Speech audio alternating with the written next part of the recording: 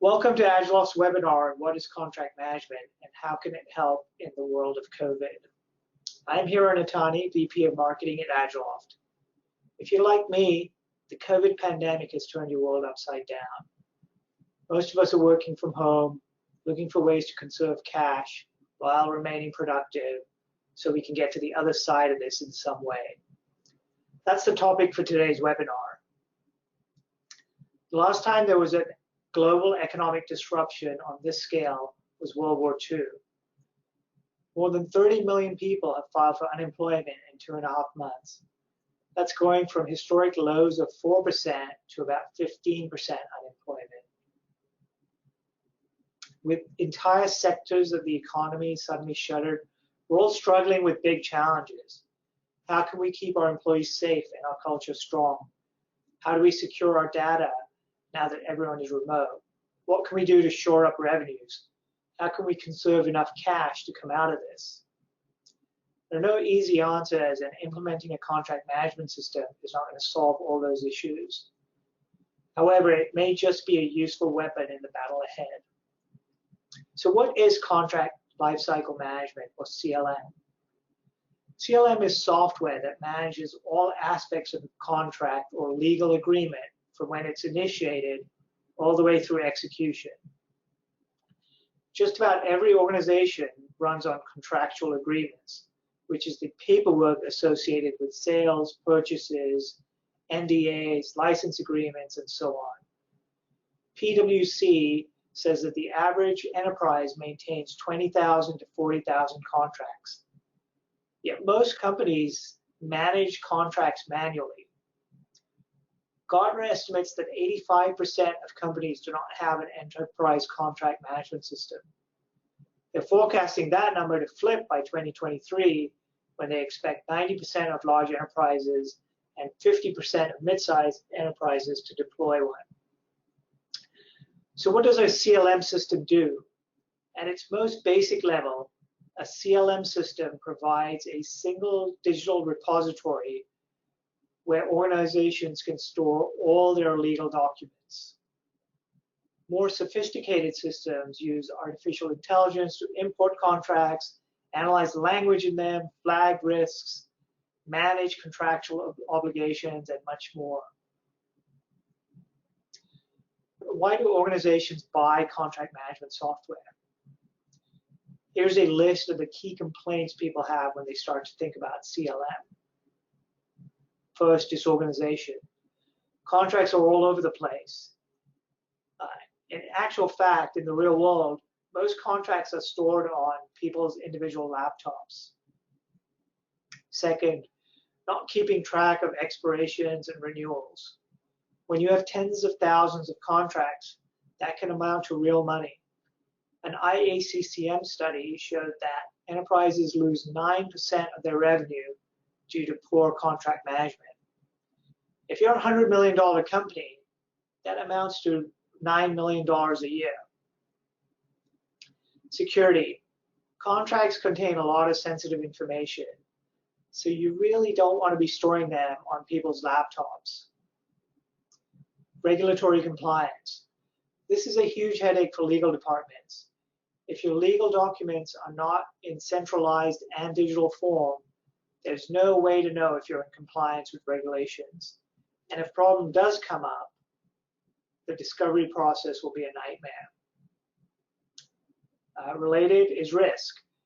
If your documents are not in one place and digitally searchable, you have no idea what risks are lurking in those documents.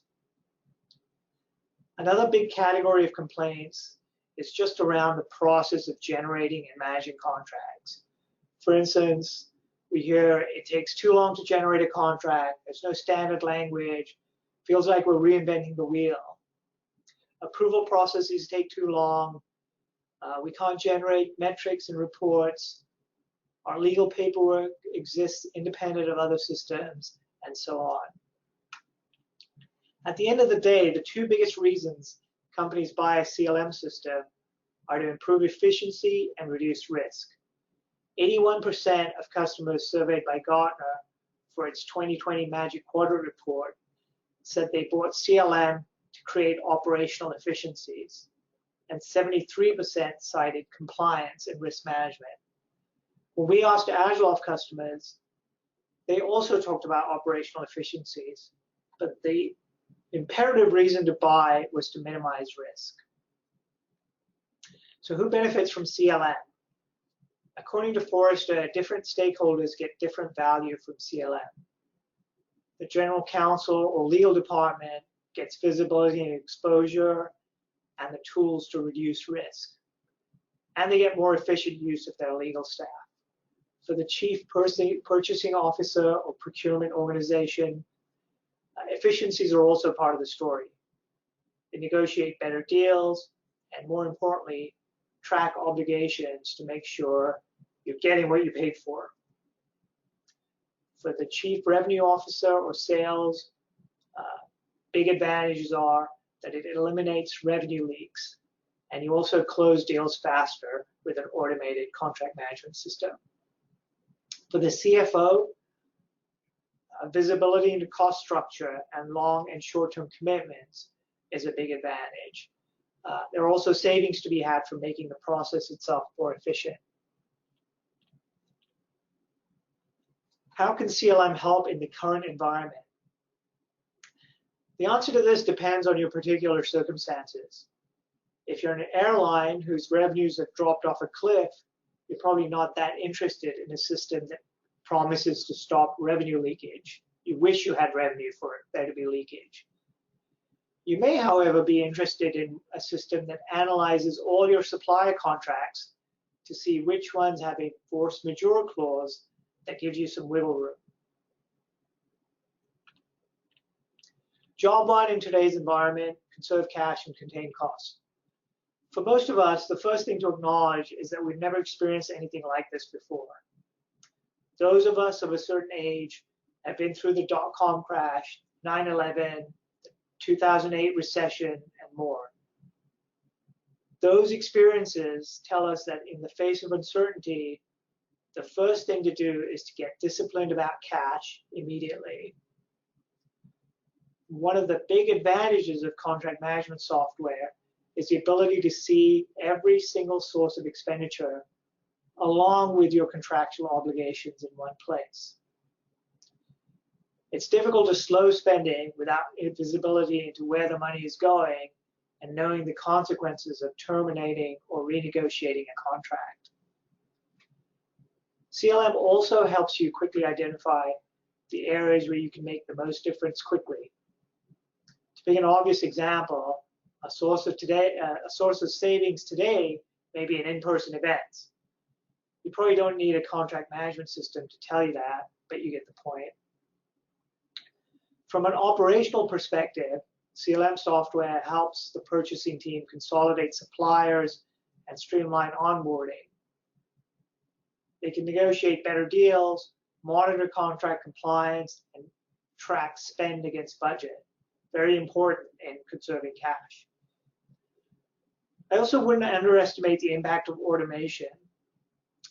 The IACCM puts the average cost of processing a contract at $6,900.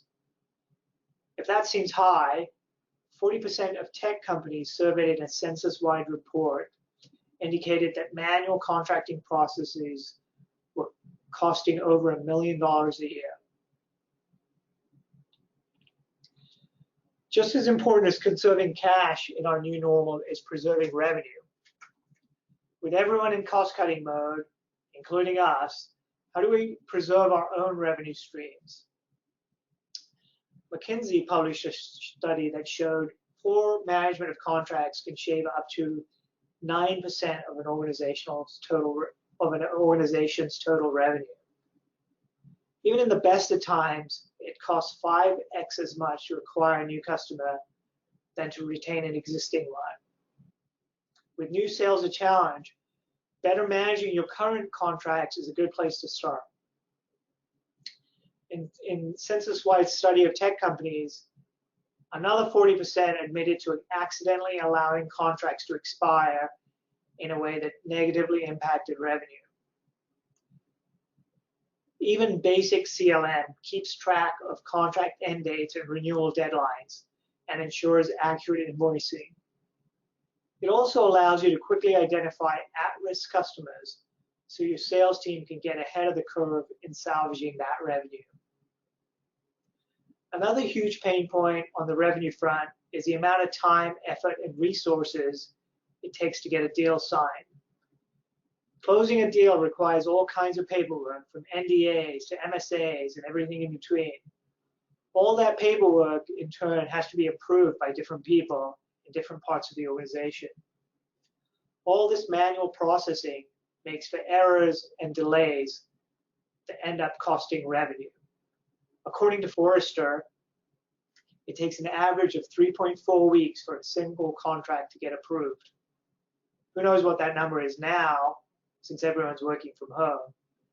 Whatever it is, the delays and deals that slip through the cracks are not a luxury we can afford anymore. Integrations with CRM systems allow instant generation of sell-side documents like proposal, MSAs, and other agreement. One-click contract creation and automated approval processes integrated with email and e-signature allow salespeople to generate revenues from the comfort of their living room couches. So automating the contract process preserves existing revenue and shortens the sales cycle for new revenue. If there's one thing the pandemic has driven home, it's the importance of identifying risks and having a plan in place to manage it. I was talking to the IDC analyst that covers legal operations last week. He said that one of the big issues for corporate attorneys of the move to working from home has been the simple fact that many contracts are stored on local hard drives. The security implications of what can be highly sensitive contracts kept on people's individual computers are sobering enough. But storing thousands of contracts in different places means there's no way to determine if those contracts all adhere to corporate standards. Are there any that pose substantial or even existential risks to the organization? It doesn't take a lot of imagination in today's world to show how a single force majeure clause in a single contract may be the difference between surviving and succumbing. For the legal department, a single secured CLM solution not only ensures that all contractual agreements adhere to corporate standards and includes language that protects the organization, it also red flags risky contracts and quantifies overall risk. A full audit trail and precise permission controls ensure that access is restricted to authorized personnel only. A CLM system also automates compliance with industry regulations like HIPAA or Sarbanes-Oxley.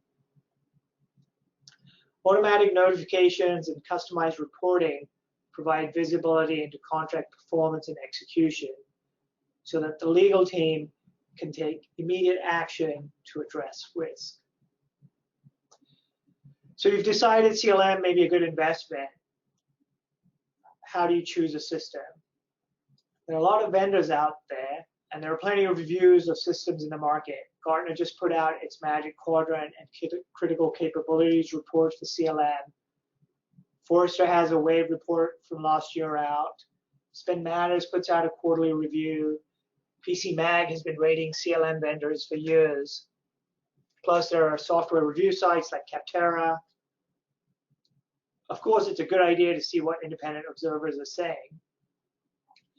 But before you go out and do a bunch of research on feature comparisons and head-to-head ratings, I'd encourage you to start with a few questions of your own. What is your first primary use case? What is your primary motivation for buying a system? Is it to save money from vendors, minimize legal or regulatory exposure, protect your revenue base? Or is it a full enterprise system that integrates with your ERP and CRM to give you all the data you need in a single pane of glass? Your immediate need will, to a large extent, determine the type of system you choose. Scalability. There's nothing wrong with starting small and working out the kinks before you make a big investment. If you do start small or with a department-specific system, make sure the system you choose scales both to other departments and to the number of users in your company. You don't want to rip out and replace a system just when you're deriving the benefits. Usability and customizability. Just as important as the features will be how usable the system is. Like with any software, user adoption will play a key role in how successful your deployment is. If people don't use it, it doesn't matter how great the system is. You should also consider customizability as a component of usability. People don't want to change their established work processes to accommodate new software. So the more easily the software can be adapted to the way your teams work, the better. Implementation considerations. My CEO likes to quote the Standish Group Chaos Report that says only 29% of enterprise software projects are considered a success. I don't know about that stat, but the point is that implementation is just as important as the software itself. So make sure you do your due diligence on how well the vendor implements the system.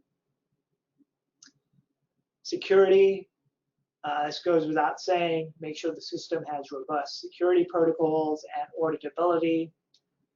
Cost, it's not the only factor, but it is an important consideration. We're going to do a whole new webinar that goes into a little more detail on selecting a CLM system, so I would encourage you to stay tuned for that. And if you like this webinar, we've got a full webinar schedule on agiloft.com. Thanks, and I'd now like to open it up for questions.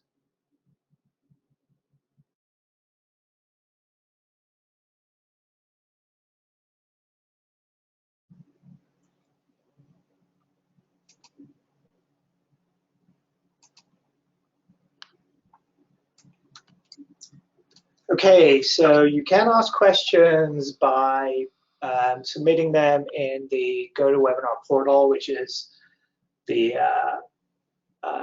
on your screen. I'm going to start by one that we always get, which is this webinar going to be available? Yes, it's available on our website. The replay will be available on our website. We'll post the recording in about 24 hours. Another one that springs to mind is how much does a typical CLM system cost? How are they priced? Most CLM systems are SaaS right now, and the cost of a system can range from free to hundreds of thousands of dollars, depending on a number of factors. How many legacy contracts and documents need to be migrated? How complex are your workflows? How available is your team?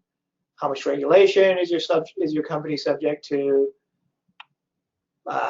So lots of different factors go into it, but if you have relatively simple needs and willing to do a little legwork, you can literally install a system that works for little or no cost. And at the other end of the spectrum, there are sophisticated enterprise systems that cost, up to $1 million. The one factor I would take into consideration is just make sure you have a system that scales as you grow. There's nothing wrong with starting small in a department or with just a basic repository, but make sure the system has the ability to grow as you grow.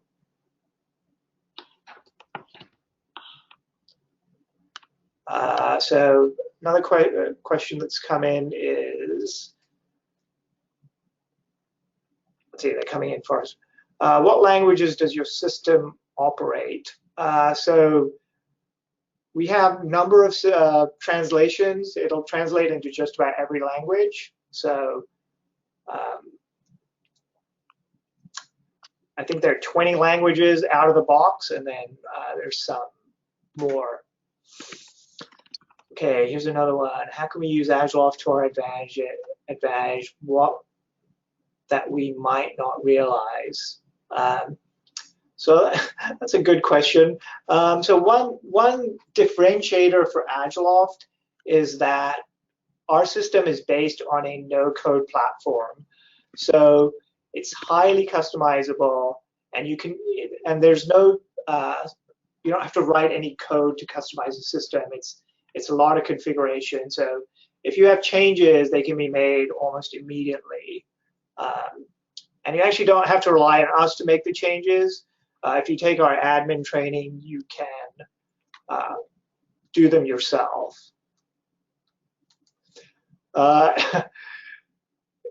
This looks like somebody who might be a user. Is there any consideration for Agiloft to update the current UI UX? Actually, there is. It's on the front burner right now. I actually have a number of meetings about UI UX tomorrow. But yes, we are improving the UI UX. So you should see some changes later this year. Do most CLM systems manage contracts for revenue contracts as well as vendor contracts? Another good question. So there are a number of solutions out there. There are vendor-specific ones. There are also sell-side specific ones, the so-called quote-to-cash. There are a few companies out there, and I would encourage you to look at Gartner's Magic Quadrant that do enterprise contract management systems, and Agiloft obviously is one of those, which is why I mentioned that. But there are systems that either specialize in vendor, sell side, or legal, and there are other systems that go end to end. What are some resources to help contract managers convince executive leadership to buy into a more robust CLM system? That's a good one. So the first thing is, a lot of times you have to justify the cost of a CLM system. We happen to have an ROI calculator that calculates dollar value returns from all the areas we discussed today. There are a lot of studies out there that quantify the benefits. A couple of studies, one from Goldman Sachs, another from the Hackett Group, say that automating contract reviews, approvals, and other operational efficiencies will return a 20% savings from just the process. One of our customers, who's big into data, they did ROI report on their own use, and they cut their processing costs in half, literally saving them millions of dollars a year. So I would say contact us for the ROI calculator that can provide you with some of that information. But remember, an even more compelling reason is managing risk.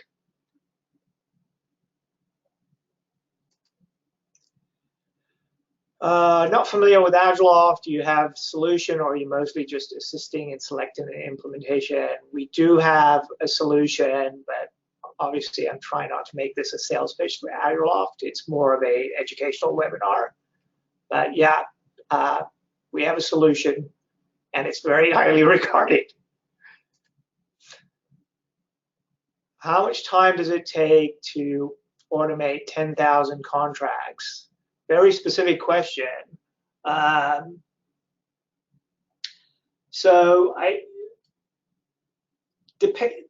another one of those depends, right? What kind of shape the contract is in. So the first step in the contract automation process is ingesting the current contracts. So it depends on what level of sophistication you want to use. So to answer the question directly, I would say it would take a few weeks because depending on the level of AI, what kind of categorization you want, what kind of, how many different types of contracts, etc. And that sort of brings me to a good point. One of the things that you want to do is when you're implementing a system, is you want to do it in phases so you can realize the benefits right away and show progress, show ROI, and that generally keeps people interested.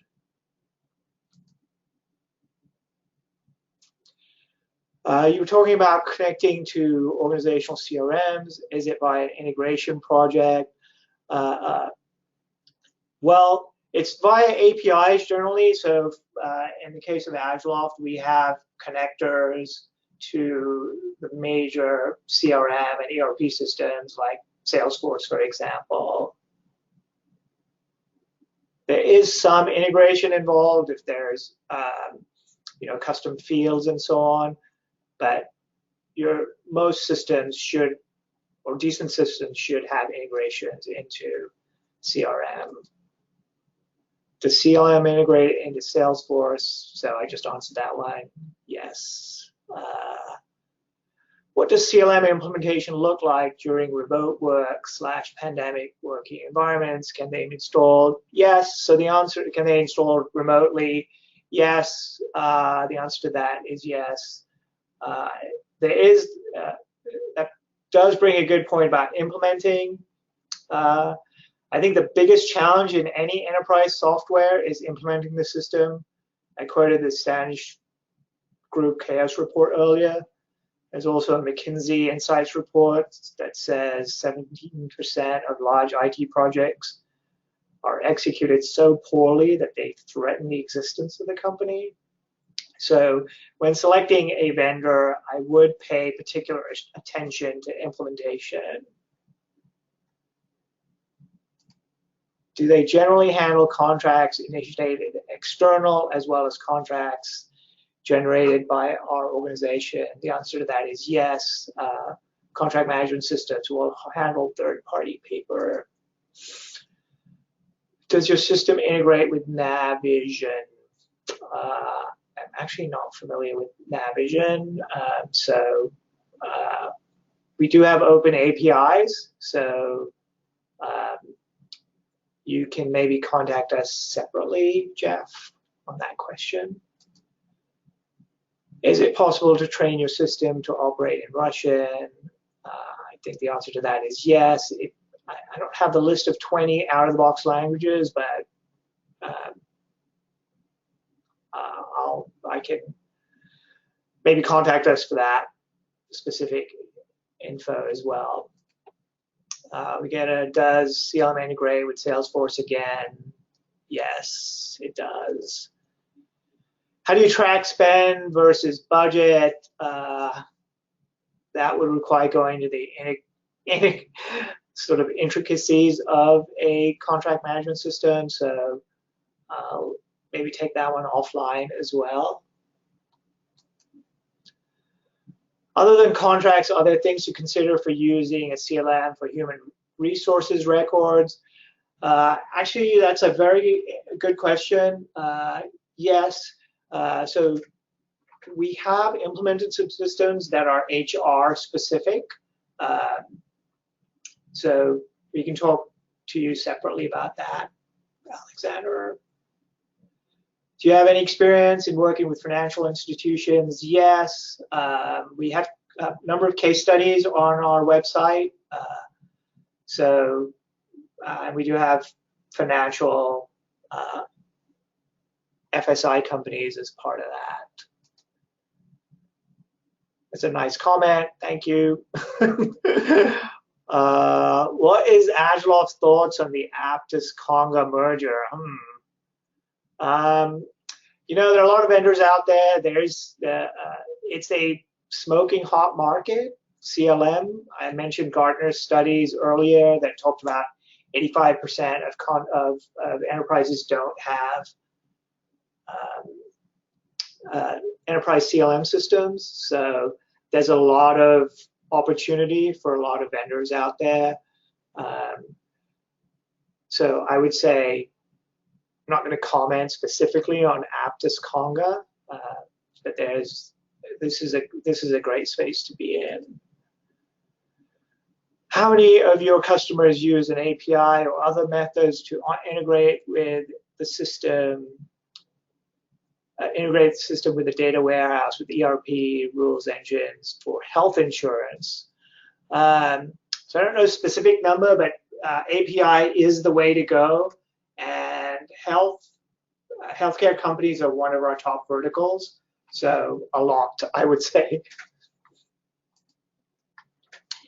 Any specific considerations for governments implementing CLM software? Public sector is also one of our areas. So there are specific considerations, but if you have a customizable system like we do, we have a lot of both local and sort of county level government as well as federal government implementations. Any built-in integration. So here's another government one for government contracting process. So I don't know about New York City specifically, that specific system, but with governments, there's a lot of customization that goes on, and our system is very good at that. Where does the document store? Is it in the cloud? So generally, yes, we encourage SaaS, but we do have an on-premise offering. I would say about 10% of our customers currently use an on-prem solution because they're, security and so on. Do you have case studies in the construction/restoration industry? I believe we do. We have more than, 40 plus case studies, so I'm sure there's a few in that industry. All right, well, we've gone a little bit over on the time. I think I answered many of the questions. Like I said, this is available by replay on our website, and I would encourage you to visit our website for upcoming webinars, www.agiloft.com. Thanks, everyone, and see you next time.